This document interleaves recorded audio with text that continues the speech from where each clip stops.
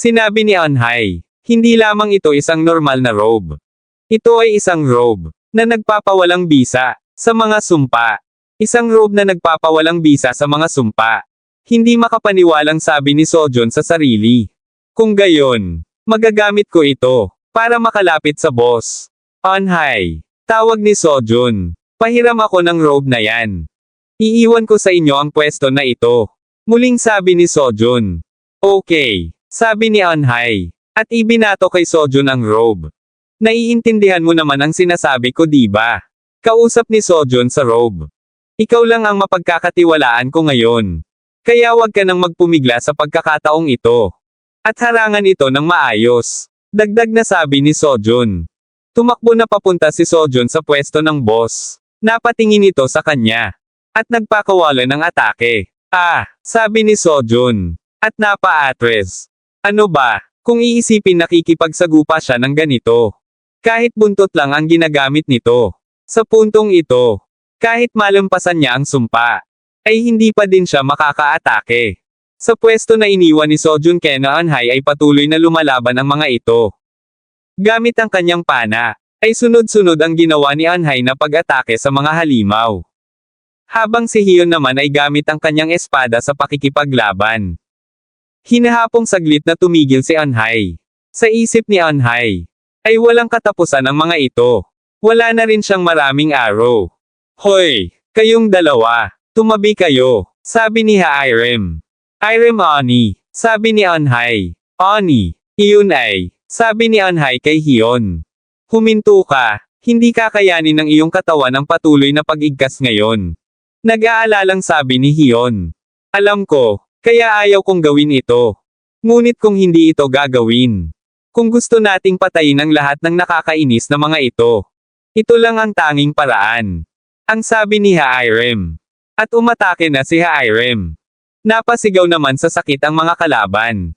Ang sugat naman ni Hairem ay lalong sumakit at dumugo. Ani, dugo, sabi ni Anhai. Ayos lang ako. Bumagsak man ako sa paggamit nito. O sa pag-atake ay pareho ang resulta. Kung iyan ang kaso. Kung gayon mas mabuting patayin silang lahat. Ang sabi ni Hairem. Mamatay na kayo, sigaw ni Hairem sa kalaban. At walang humpay na nagpaputok. Madaming bala ang kanyang nagamit. Napayuko si Hairem sa pagod at sakit na nararamdaman. Ani, pakiusap, huwag kang sumobra, ang sabi ni Hyun. Nag-aalalang nakatingin din si Anhai. Marami pa ding natitira. Huwag kayong pumunta dito, sabi ni Hairem. May hawak na granada si Hairem. Maliban na lang kung gusto niyong sumabog. Muling sabi nito habang hawak ang dumudugong sugat. Lumalapit na kay Hairem ang mga natitirang kalaban. Si Hairem naman ay naghahanda ng ihagis ang kanyang granada. Malakas na inihagis niya ito patungo sa mga halimaw. Hindi makapaniwalang nakatingin si Hyun at Anhai. Si Hairem naman ay unti-unti nang tumutamba.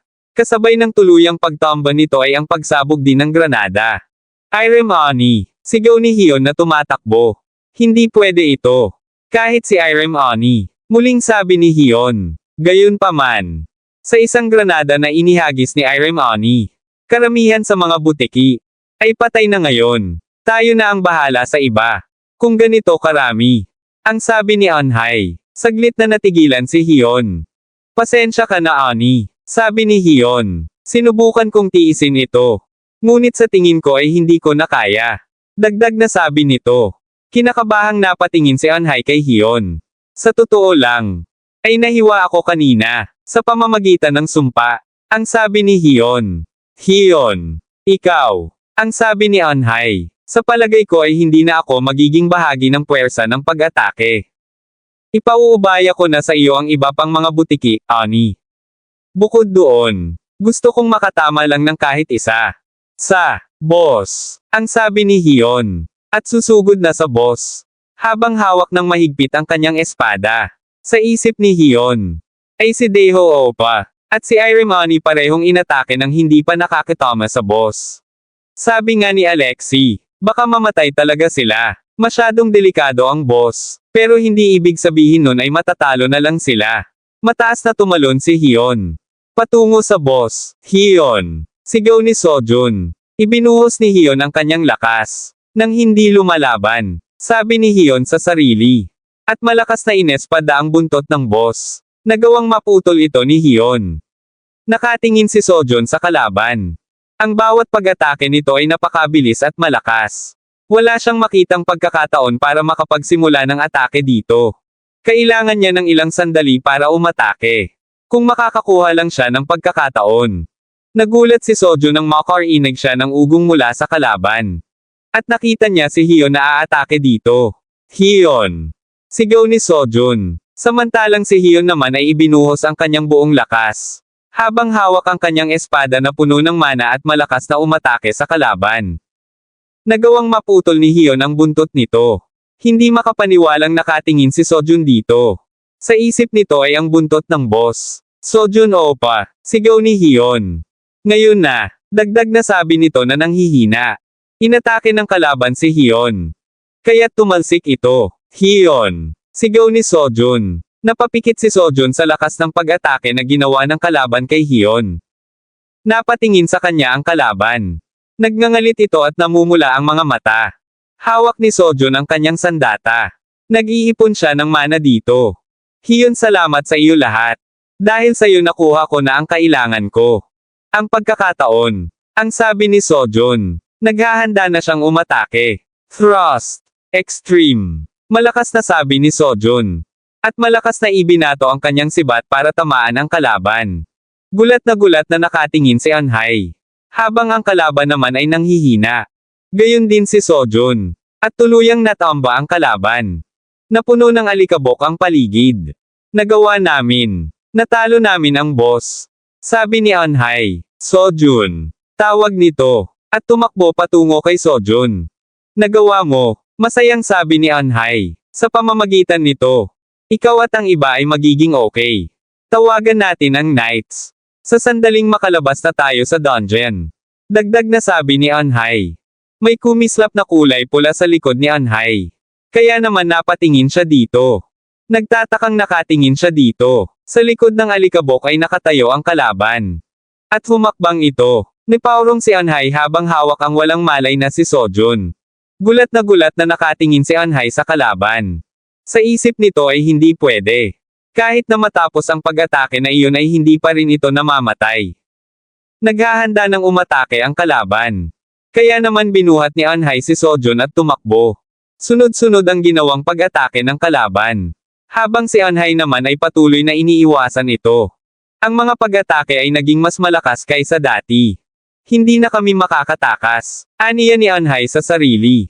Dumagundong ang boses ng kalaban at malakas na umatake. Nabitawan ni Anhai si Sojun. Si Anhai naman ay tumalsik kasama ng mga naglalakihang bato. Nakaupong napaubo si Anhai dulot ng alikabok mula sa ginawang pag-atake ng kalaban. Habol niya ang kanyang hininga. Sabi ni Anhai. At tumayo sa harap ng kalaban. Ito na ba ang katapusan? Ganito ba talaga magtatapos? Kung kailan nakarating na kami sa ganitong kalayo? Sabi ni Anhai habang nagngingilad ang luha sa kanyang mga mata. Walang magawa. At iiwan si CLA. Dagdag na sabi nito. Umungol si Sojun. Kaya naman nabaling ang tingin ni Anhai dito. Patuloy na umuungol ito. Kaya naghanda si Anhai na tumakbo patungo dito. Ngunit habang tumatakbo siya ay patuloy ang pag-atake ng kalaban sa kanya. Umaatake ito sa pamamagitan ng mga matutulis na yelo. Pamatak at nabasag ang tasa. O hindi, bakit biglang bumagsak ito? CLA, delikado. Kaya wag kang pumunta dito, okay? Kailangang linisin ito ni Lolo. Sabi ni Lolo Jaehwan. Napatingin si CLA sa nabasag. Sa isip nito, ay iyon ang tasa na gusto ng mommy niya. May pumapatak na pulang likido sa mukha ni Sojun. Kaya naman naalimpungatan ito at nagmulat ng mata. Pag-upo niya ay tumambad sa kanya. Si Anhai, na nakatusok ang tiyan sa yelo. At dito nang gagaling ang pulang likido na tumulo sa mukha niya. Anhai, ang sabi ni Sojun.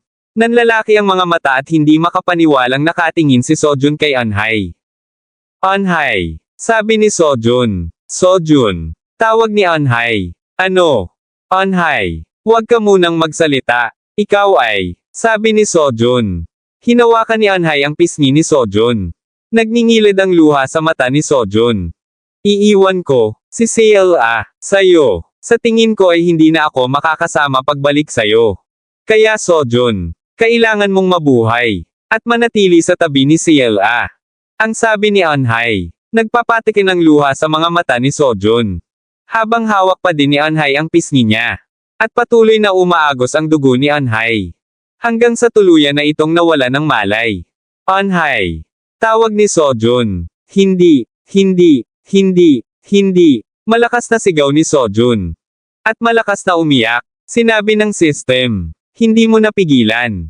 Hindi mo napigilan ang pangalawang kasawian ni Lee CLA. Malakas na sigaw ni Sojun. Habang hawak si Anhai. Patuloy itong umiiyak. At pumasok sa alaala niya. Nung una niyang makita at makilala si Anhai. Ang maganda nitong mukha. At ang magandang ngiti nito. Na ngayon ay duguan at walang malay na hawak niya. Luhaan ng mga matang tumingin si Sojun sa halimaw na kalaban nila. Galit na galit siya dito. Tumalon siya ng mataas. Habang hawak ang kanyang sandata. Ay galit na sumugod siya. Para atakehin ito. Ngunit umatake din ang halimaw. Sa lakas ng pag-atake nito ay napahampas siya sa haligi. Habang nakasandal dito, ay naisip ni Sojun na kasalanan niya. Ang kanyang pagkakampante ay naglagay sa lahat sa panganib. Siya ay walang ingat na nagpatuloy sa mga bagay. At ilagay ang mga ito sa ganitong sitwasyon. Kung siya ay nagplano ng mas mabuti. Kung nalaman lang niya kung sino ang boss ng mas maaga. Hindi. Kung hindi sila napasobra ang kalkulas sa sarili nila. At pumunta agad sa tutorial tower para magsimula. Napatiimbagang siya. At malakas na sumuntok sa sahig. Alam mo ba ang mga atake ng boss? Ito ay ganap na kalokohan. Anong ibig mong sabihin na pigilan ang kasawian ni CLA? Ang dami kong ginawang resolusyon. Nangako ako na hindi ko na ito mauulit sa buhay na ito. Patuloy na nagpapatikin ang luha ni Sojun. Sa halip ay ginawa niya ang kasawian na ito ng mas maaga. Aniya ni Sojun sa sarili. Umatake na naman ang halimaw. Nabitawan ni Sojun ang kanyang sandata. Sa isip ni Sojun. Mabuhay man siya. Ano ang punto? Kung patay na si Anhai. Sa halip, dapat siya din. Sojun. Lee Sojun. Lee Sojun. Tawag ng isang babae. Nagulat si Sojun. Kaya't hinanap niya ang tumatawag sa kanya. Ayusin mo ang iyong sarili. Muling sabi ng babae. Elizabeth. Tanong ni Sojun. Kumusta ka dito? Dagdag na tanong ni Sojun. Huwag mo munang isipin ang mamatay ngayon. Nakalimutan mo na ba ang pangako natin? Tanong ni Elizabeth. Ano? Tanong ni Sojun. Nangako ka sa akin noon. Na hindi ka mamamatay. At, gayon din sa iyong anak na babae. Sagot ni Elizabeth. Hindi. Gusto din ni CLA na pumunta at makasama ka sa Greece. Sabi ni CLA kay Anhai habang nasa maleta. CLA hindi ka maaaring kumilos ng ganito. Ang sabi ni Anhai sa anak. Sobrang cute. Natatawang sabi ni Sojun habang kinukunan ng video ang dalawa. Lee Sojun. Naiinis na tawag ni Anhai. Ibinaba naman ni Sojun ang cellphone. Tama. CLA. Magtatrabaho doon si mommy at daddy. Masyadong delikado para kay CLA na sumama sa amin ngayon. Sabi ni Sojun sa anak. Nagtatampo pa din si CLA. Sa halip, babalik kami sa lalong madaling panahon. Muling sabi ni Sojun. Talaga? Tanong ni CLA. Siyempre. Sagot ni Sojun. Itinaas ni CLA ang kanyang hinliliit na daliri. Kung gayon, mangako ka kay CLA. Nababalik ka kaagad. Sabi ni CLA. Okay. Masusunod. Pangako. Sabi ni Sojun sa anak. Selyo at kopya. Sabi ni CLA. Okay. Sabi ni Sojun. Okay. Sabi naman ni CLA. At nagpinky promise ang dalawa. Nagmulat ng kanyang mata si Sojun. Ang pangako. Aniya ni Sojun sa sarili. At mabilis na umiwas sa atake ng halimaw. Itinukod niya ang kanyang sandata. Sinabi ni Sojun. Oo. Naalala ko na ngayon. Nangako ako kay Elizabeth at CLA. Na siguradong lalabas ako dito ng buhay. At mananatili sa tabi ni CLA. Kung mamamatay ako, wala nang ibang mag-aalaga kay CLA. Pagkatapos sa edad na 5, si CLA ay nawala ng parehong mga magulang. At pagkatapos ay ang mga kasawian ay maaaring dumating sa kanya ng mas maaga at mas masahol pa. Hindi ko hahayaang mangyari iyon.